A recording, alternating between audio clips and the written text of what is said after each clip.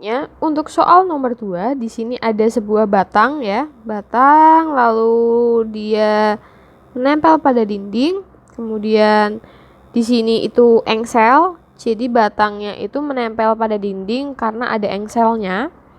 Lalu di sini ada tali digantungkan, kemudian ada massa juga yang digantungkan. Yang ditanyakan itu adalah T, tegangan talinya. Oke. Jadi, langkah pertama kita gambarkan gaya-gaya yang ada pada soal. Jadi kita gambarkan gaya-gaya yang ada pada soal. Di sini ada, coba perhatikan di bagian benda. Kita punya gaya ke bawah ya, W. W-nya itu berarti 19 Newton karena 1,9 dikali 10. Kemudian karena di sini ada tali, berarti kita buat talinya. Ini adalah T. Nah, ini T-nya itu bukan yang kita cari. Jadi kita cari T1-nya. Kenapa? Karena kalau yang di masa ini T-nya kan otomatis sama dengan W, seperti tadi langkahnya. Nanti kita coba buktikan. Karena kan di bagian ini kita punya sigma Fy sama dengan 0, sama seperti tadi. Kita anggaplah T-nya itu yang positif, berarti dikurangi W sama dengan 0, maka T itu akan sama dengan W. Udah ketemu dong, gampang ya kan? Jadi yang kita cari itu bukan T di sini. Kemudian ada gaya apa lagi? Di sini ada batang, anggaplah panjangnya dari sini ke sini itu adalah L. Nih, ya. Karena ada massa batang, artinya dia punya di tengah-tengah itu ada gaya W batang. W batangnya berarti 10 Newton. Tengah-tengah ya. Lalu diketahui juga dari engsel batang sampai ke tegangan tali ini panjangnya adalah 2/3 L. Lalu karena kita punya engsel, ada engsel di sini, berarti di engsel itu ada gaya Fy sama Fx. Itu terjadi pada engsel ya. Kemudian kita punya gaya tegangan tali T, karena dia miring sehingga kita harus proyeksikan terhadap sumbu. Sebenarnya kan kita proyeksikan terhadap sumbu X sama sumbu Y. Untuk sumbu X-nya, di sini sebentar ada sudut 53. Untuk sumbu Y-nya dulu, itu kan berarti T sin 53. Untuk sumbu Y-nya itu kan berarti T cos 53. Nah, jadi langkah pertama gambar gaya.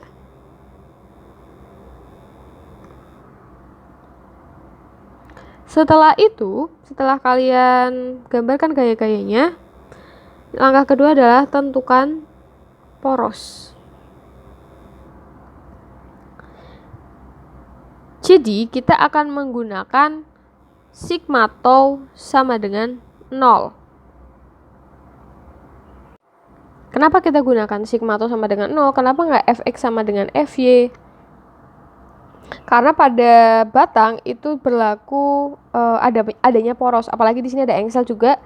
Jadi kalau ada batang itu berlaku sigma tau. Kayak yang kemarin dinamika rotasi itu kan ada batang, terus ada tangan-tangan gayanya, kemudian dicari sigma tau-nya. Nah, itu sama. Jadi kalau ada batang, terus ada gaya-gayanya, kita akan menggunakan sigma tau. Nah, masalahnya adalah kita harus menentukan porosnya nih. Untuk porosnya sendiri, itu kan bisa aja di titik A di sini, kemudian di titik B, di titik C, atau di titik D. Nah, kita tentukan kira-kira di mana. Ingat, cara menentukan poros itu cari gaya yang banyak yang tidak diketahui. Nah, untuk titik A itu ada gaya yang tidak diketahui, yaitu Fy sama Fx ya. Kemudian di titik B itu ada WB kita udah tahu, berarti jangan pakai itu. Kemudian di C itu juga ada dua gaya yang tidak diketahui, yaitu T sin 53 sama si T. Dan yang D itu ada T sama W, semuanya udah diketahui ya kan, karena T sama dengan W-nya. Artinya apa? Artinya kita bisa taruh di A sama di C, ya kan? Dia punya dua gaya, sama-sama punya dua gaya dan tidak diketahui. Nah, berarti kita pilih yang mana nih? Karena kita mau cari T, berarti jangan sampai porosnya itu ada di titik C. Nanti kan semua gaya yang ada di poros itu 0 nilainya, ya kan? Sesuai dengan konsep momen gaya. Nanti kalian kalau lupa bisa cek lagi. Jadi, porosnya nanti itu adalah di A. Sampai situ paham ya? Jadi kita tentukan poros itu adalah di A.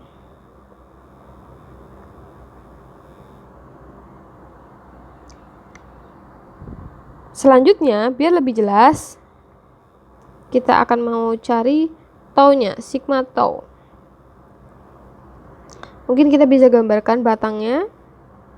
Kemudian porosnya itu di sini. Kemudian ada gaya FY. Di sini ada FX. Lalu di tengah-tengah itu ada WB. Kemudian di sini kita ada W benda. Lalu di titik C itu ada T sin. Ini kan ada gaya miringnya nih. Tadi kan sebenarnya gayanya yang miring T, terus kita sudah proyeksikan menjadi T sin sama T cos. Jadi sigma tau di A sama dengan 0. Nah, untuk FY sama FE kita nggak pakai. Kenapa? Karena porosnya ada di sini. Jadi semua gaya yang ada di poros itu bernilai 0. Selanjutnya kita cek WB-nya. WB akan berputar terhadap poros itu ke arah sini. Artinya dia searah dengan jarum jam. Definisi searah dengan jarum jam itu misalkan ini ada jam 12, ini jam 3, jam 6, sama jam 9. Arahnya itu kan ke sini. Jam kan emang berputarnya kayak gini, ya kan? Ini searah nih. Berarti karena searah dia bernilai positif. Kemudian tau punya rumus F dikali R. F-nya itu adalah WB. Berarti jaraknya itu dari WB terhadap poros. WB terhadap poros, WB kan W batang itu kan ada di tengah-tengah batang. Kalau misalkan panjang batangnya adalah L, panjang batang adalah L, berarti nanti jarak antara WB sama poros itu berarti setengah L. Berarti bisa kita tulis kayak gini. Paham ya? Selanjutnya di sini juga ada W. Kenapa kita nggak pakai T-nya? Karena T sama dengan W, sama aja. Jadi kita pakai yang gaya ke bawahnya aja, dan T-nya itu kan gayanya ke atas. Ya, jadi kita pakai arah yang W-nya aja. Terus dia berputar ke sini, searah jarum jam. Berarti W dikali panjang batang, berarti L. Kemudian karena T ini miring, terus kita kan sudah proyeksikan ke sini, berarti yang kita pakai adalah T sin-nya. T sin berputar ke sini, berlawanan dengan jarum jam, berarti min T sin 53 dikali tadi jarak antara poros sama si tegangan tali itu adalah 2/3 L sama dengan 0. Maka kita masukkan WB-nya adalah 10 setengah L ditambah W-nya adalah 19 dikali L. T-nya kita pindah, T sin 53 4/5 2/3 L. Nah, di sini kita bisa coret L-nya. Sini coret. Maka menjadi 5 plus 19 sama dengan 8/15 T. Maka 24 sama dengan 8/15 T. Maka T sama dengan 45 Newton. Selanjutnya untuk soal nomor 3, di sini ada sebuah tangga disenderkan terhadap dinding dengan panjang dari sini, dinding yang sini itu adalah 4 meter ya. Kemudian dari sininya adalah 3 meter. Kemudian di sini kita punya titik A. Lalu di sini ada sudut theta. Kemudian di sini ada orang sedang berjalan.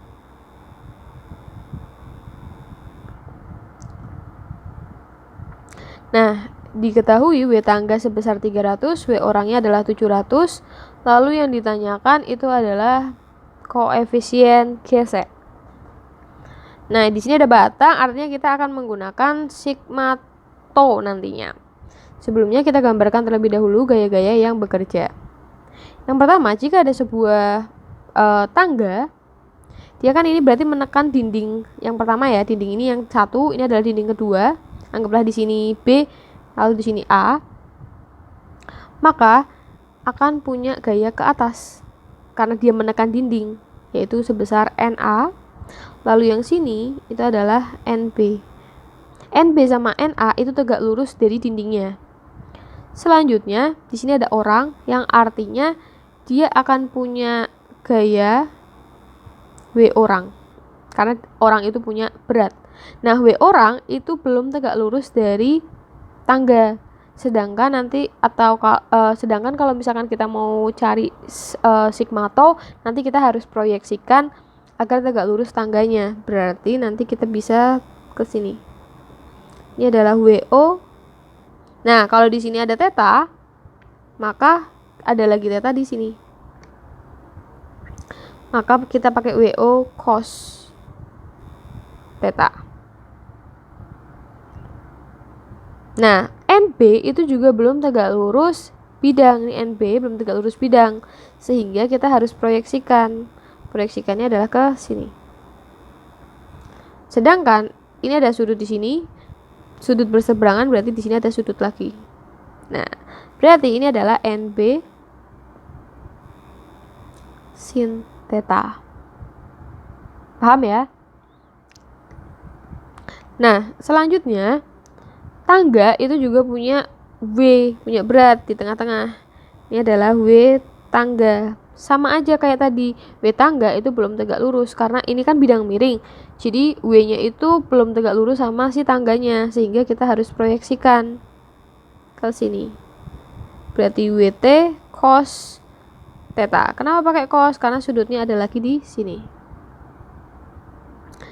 Nah, selanjutnya karena yang ditanyakan ada mu GC atau koefisien GC, artinya bidang yang A itu kasar. Bidangnya A itu teridentifikasi dari soal, itu adalah bidang kasar. Sehingga dia akan punya gaya gesek. Nah, ingat kalau misalkan kita punya benda ditariknya ke sana, berarti kan geraknya ke sana, maka gaya geseknya akan berlawanan. Gini. Sehingga coba perhatikan, tangga ini kan dalam keadaan setimbang, berarti belum bergerak. Ketika dia akan jatuh, ketika tangganya akan jatuh, maka dia akan bergeraknya ke sini, ya kan? Bagian bawahnya itu akan bergeraknya ke kanan, ya kan? Sehingga kita bisa gambarkan gaya geseknya itu ke kiri, FG. Nah, seperti itu. Selanjutnya kita tulis cari sigma tau. Sigma tau sama dengan 0. Untuk mencari sigma tau, kita harus tentukan dulu porosnya. Poros, carilah pada gaya yang gayanya itu paling banyak dan tidak diketahui. Di titik A, di sini, itu ada NA sama FG, kita belum tahu nilainya. Kemudian, kalau di sini, kita punya WT sama WT-nya kita udah tahu, W tangganya. Di orangnya itu juga sudah tahu W orang. Kemudian di titik ini yang B itu kita nggak tahu gayanya. Tapi nanti pada saat perhitungan kita akan butuh NB-nya. Jadi kita jangan cari NB di situ. Kita jangan letakkan poros di NB itu. Sehingga sigma tau-nya kita akan gunakan sigma tau A.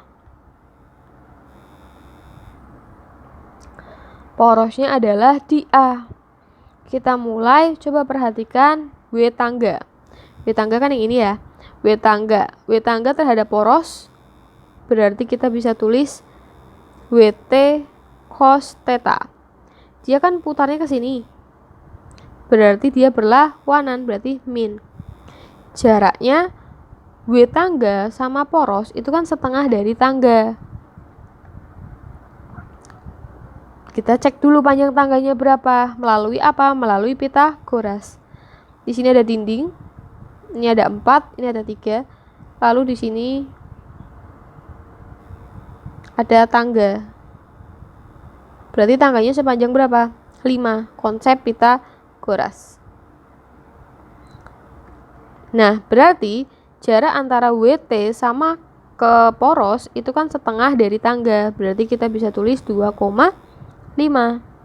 Selanjutnya untuk W orang, arahnya juga ke sana. Berarti berlawanan, menjadi WO cos theta dikali. Nah, jarak orang ini juga diketahui di soal ya, belum dituliskan. Jarak orang ke poros itu adalah 3 meter. Jadi nanti kita tulis 3 meter. Selanjutnya apa lagi? Selanjutnya ada NB sin. Kita tulis NB sin kan muternya ke sini, berarti searah jarum jam, maka positif ya. NB sin theta dikali R. R-nya berarti 5 sama dengan 0. Maka min 300 cos. Sudutnya gimana Kak? Kan kita nggak tahu. Oke, kita cek cos theta. Cos itu rumusnya apa? Cos sami. Samping miring. Berarti samping dari sudutnya itu adalah 3, miringnya adalah 5. Dikali 2,5. Min WB. Min WO. WO itu adalah W orang, berarti 700. Cosnya berarti 3/5 dikali 3 ditambah NB. NB sudah tahu belum? Belum, berarti kita tulis NB sin. Sin itu adalah sin depan miring, sin demi. Depannya dari sudut berarti sin depannya berarti adalah 4, miringnya adalah 5. Dikali 5 sama dengan 0. Nanti akan didapatkan min 450 dikurangi 1260 sama dengan min 4 NB. Maka 1710 sama dengan 4 NB. Nanti dapat NB-nya itu adalah 427,5 Newton. Berarti sudah selesai ya Kak? Apakah sudah selesai? Jawabannya belum. Ini baru langkah pertama. Kita mau cari gaya gesek atau koefisien gesek. Berarti kita harus tahu gaya geseknya terlebih dahulu. Gaya gesek itu ada pada gaya pada sumbu X. Berarti nanti kita gunakan, kita cari dulu sigma fx sama dengan 0.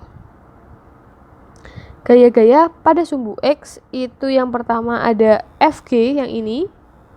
Berarti Fg kita anggap minus ya, karena dia ibaratnya kalau kita bikin koordinat seperti ini, Fg itu ada di sini. Berarti minus, yang kiri kita anggap minus, yang kanan kita anggap positif. Terus apalagi? Terus ada NB. NB kan arahnya ke sini. Berarti dia sumbu X. Positif, berarti NB. Ada lagi enggak? Enggak ada ya, sumbu X-nya cuma situ ya. Sisanya kan tegak tuh. Berarti sudah cuma 2. Maka NB sama dengan Fg. NB udah dapat belum? Sudah di langkah pertama. Berarti Fg-nya itu adalah 427,5 Newton. Sampai situ paham ya? Selanjutnya apa? Kita mau cari koefisien gesek. Kita tahu kalau rumus Fg itu adalah mu G dikali N. Nah, gaya gesek itu ada pada titik A, berarti nanti N-nya itu adalah NA. Kita udah tahu belum NA? Jawabannya belum, kita hanya taunya NB. Berarti kita cari dulu menggunakan langkah selanjutnya atau langkah ketiga, cari NA. Kalau kalian perhatikan, NA itu adalah gaya pada sumbu Y. Berarti kita harus cari sigma Fy sama dengan 0. ya. Nah, yang bekerja pada sumbu Y, kita gambarkan dulu biar gampang. Yang bekerja pada sumbu Y itu tidak harus tegak lurus batang ya. Jadi kita jangan gunakan yang tegak lurus batang. Jadi sumbu Y-nya itu yang pertama di sini ada NA. Kemudian ada WT sama WB itu ke bawah. WT sama WB. Ada lagi nggak? Sisanya nggak ada ya. Untuk ini kan bukan tegak lurus, dia nggak ada di sumbu Y ya. Kemudian W0 cos juga nggak ada di sumbu Y. Jadi kalian lihat ini kayak gini. Nah, berarti yang ke bawah itu hanya WT sama WB. Artinya apa?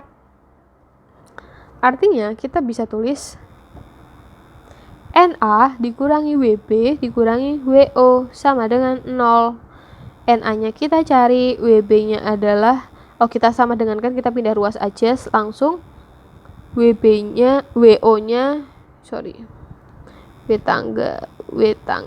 tangganya itu adalah 300 ditambah W orangnya adalah 700. Berarti NA-nya berapa? NA-nya adalah 1000 Newton. Sudah selesai Kak? Belum. Lanjutkan ke langkah keempat. Kita cari koefisien gesek.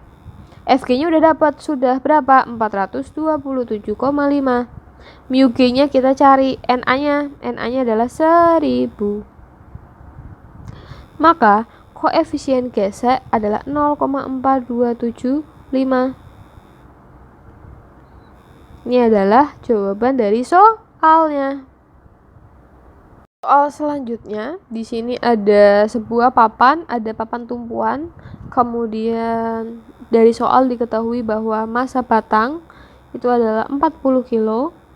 Lalu massa orang itu adalah 25 kilo. Yang ditanyakan adalah jarak minimum anak dari C agar papan tetap setimbang. Maksudnya gimana? Maksudnya ini anak itu akan berjalan. Nah, ketika dia sudah melewati A, itu masih aman karena masih ada tumpuan di B dan ada di A. Ketika dia berdiri di sini, yang terjadi adalah papan di belakang itu akan mulai terangkat. Ya kan? Sehingga yang ditanyain itu adalah jarak dari sini ke sini. Paham ya? Oke. Nah, jadi kita mau cari itu. Kemudian di soal ini juga diketahui nanti jarak antara A ke B itu adalah 2 meter. Kemudian panjang total dari papannya itu adalah 3 meter.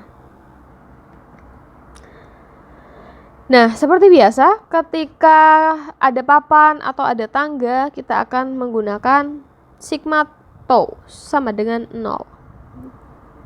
Nah, sebelum kita menentukan mana porosnya, kita gambarkan terlebih dahulu gaya-gaya yang ada.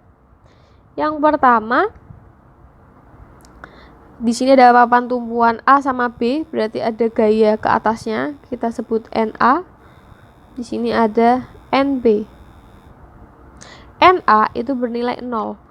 Kenapa? Karena ketika si anak berjalan, dia akan berhenti ketika papannya baru akan mulai mau terangkat. Sehingga NA-nya itu 0. Ya.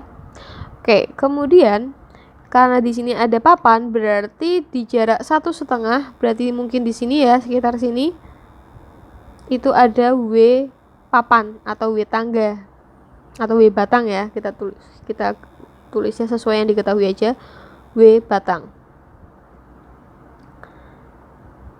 W batang itu kan berarti W batang itu 400 karena 40 dikali 10. W orangnya itu adalah 250 Newton. Nah, W orang berarti ada di sini. W orang. Selanjutnya, apakah ada lagi? Sepertinya sudah ya.